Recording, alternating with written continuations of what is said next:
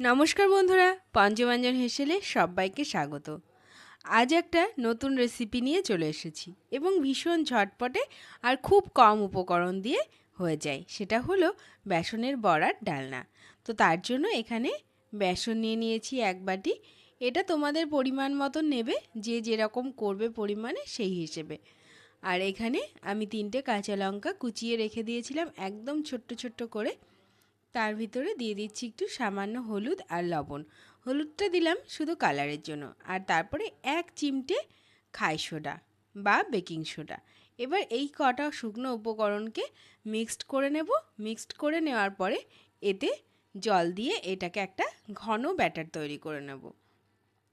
এই রেসিপিটা কিন্তু খুবই অল্প উপকরণ দিয়ে হয়ে যায়, অথচ খেতে কিন্তু ভীষণ সুস্বাদু হয়। তো এখানে দেখো বাকি উপকরণগুলোর মধ্যে কিছু আলু নিয়েছি, যেগুলো ডালনার মতন করে বানানো আছে। আর জিরে, আদা আর ধনে বাটা আছে 1 টিস্পুন। আর তার সঙ্গে রয়েছে একটু চারমগজ, পোস্ত আর সাদা তিল আর কাজু বাদাম। এটা দিয়ে একটা পেস্ট করা আছে, এটা হাফ বাটি মতন নিয়েছি।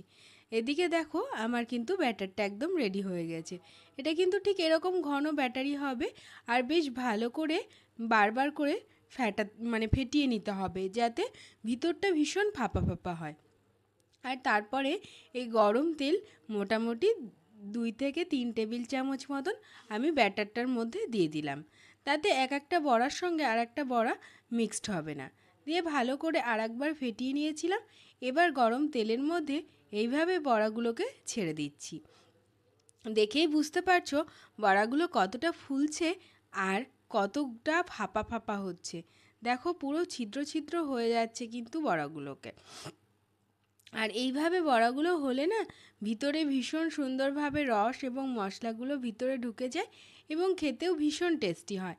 ঘরে ধরো কোনো সবজি নেই, তখন কিন্তু এরকম একটা রেসিপি করলে কিন্তু একটা দিয়েই কিন্তু ভাত খাওয়া হয়ে যাবে। ভাত বলো, রুটি বলো, পরোটা বলো, সব কিছুর সঙ্গেই কিন্তু এই রান্নাটা কিন্তু বেশ ভালোভাবে মানিয়ে যায়। তো এইভাবে আমাদের কিন্তু বড়াগুলো বাকিগুলো ভেজে নিতে হবে। আর বড়াগুলো কিন্তু যতবারই ছাড়বে তার আগে ঠিক ততবারই কিন্তু একবার করে ফেটিয়ে নেবে। তাহলে কিন্তু ভিতরটা ভীষণ ফাঁপা হবে। আর দেখে বুঝতেই পারছো কতটা করে ফুলছে বড়াগুলো। ফুলছে মানে ভিতরটা পুরো ফাঁপা ফাঁপা হয়ে আছে, রসটা ভীষণ সুন্দরভাবে ঢুকবে। আর এতে কিন্তু খুবই অল্প মশলার প্রয়োজন হয়। তেল মশলা খুবই কম দিয়ে কিন্তু এই রান্নাটা হয়ে যায়। এদিকে আমার বড়াগুলো কিন্তু প্রায় ভাজা কমপ্লিটের পথে। এবার বাকিটা প্রসেসিংটা দেখাবো তোমাদেরকে। চলো এবার বাকি প্রসেসিংয়ে চলে যাই। এখানে দিয়ে দিলাম সামান্য গোটা জিরে আর ফাটানো লঙ্কা। এটার যেই সুগন্ধটা বেরিয়ে যাবে, তখন এই যে ডুমো ডুমো করে কেটে রাখা আলুগুলোকে দিয়ে বেশ ভালো করে নরম নরম করে কিন্তু ভেজে নিতে হবে। আর তার জন্য একটু আমি এখানে লবণ আর হলুদ ব্যবহার করছি। আর লবণ আর হলুদটা দিয়ে একটু নাড়াচাড়া করে নিয়ে সামান্য দিয়ে দেব জল। জলটা দিলে লবণ এবং হলুদটা ভীষণ সুন্দরভাবে কিন্তু আলুর মধ্যে যাবে এবং আলু কিন্তু সুন্দরভাবে নরম হয়ে যাবে। জলটা কিন্তু একেবারেই অল্প, 2 থেকে 3 টেবিল চামচ মতন। এবার ঢাকা দিয়ে দিলাম। দেখো কতটা সুন্দর করে কিন্তু আমার আলুগুলো ভাজা হয়ে গেছে। আর আলুগুলো বুঝতে পারছো কত সুন্দর নরম হয়ে গেছে। দেখো খুন্তি বসাতে না বসাতেই কিন্তু আলুগুলো কেটে যাচ্ছে। এবার দিয়ে দিচ্ছি জিরে, আদা বাটা আর ধনে বাটা একসঙ্গে বেটে রেখেছিলাম।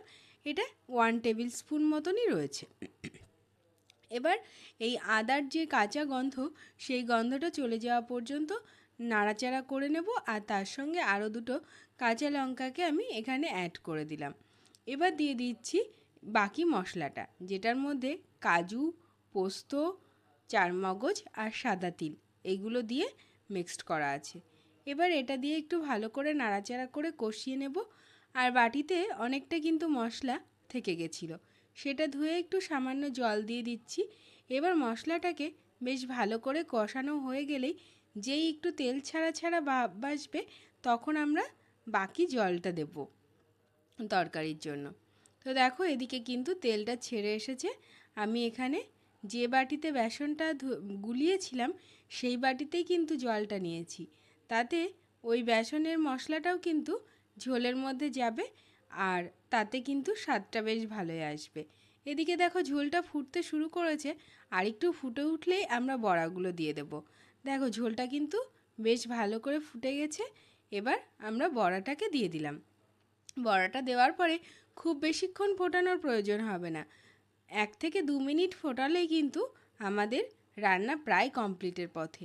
এরপরে দিয়ে দিয়েছি গরম মশলার গুঁড়ো, যেটা তোমাদেরকে দেখানো হয়নি, তার জন্য সরি চাইছি। এবার দেখো কত সুন্দর ফুলে ফুলে উঠেছে বড়াগুলো। এবার কিন্তু গ্যাসের ফ্লেমটা কিন্তু একদম বন্ধ করে দিয়ে এবার কিন্তু খানিকক্ষণের জন্য দিয়ে দেব স্ট্যান্ডিং হিটে।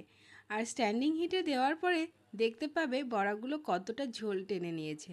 তাহলেই বুঝতে পারবে যে কতটা বড়াগুলো ফাঁপা ফাঁপা হয়েছে, ভিতরে কতটা রস ঢুকেছে। দেখতেই পাচ্ছো। তো আজকের রেসিপি কেমন লাগলো তোমাদের? ভালো লাগলে লাইক শেয়ার কমেন্ট করতে ভুলো না। আর যারা নতুন এসেছে তারা সাবস্ক্রাইব করে পাশে থেকো। টাটা।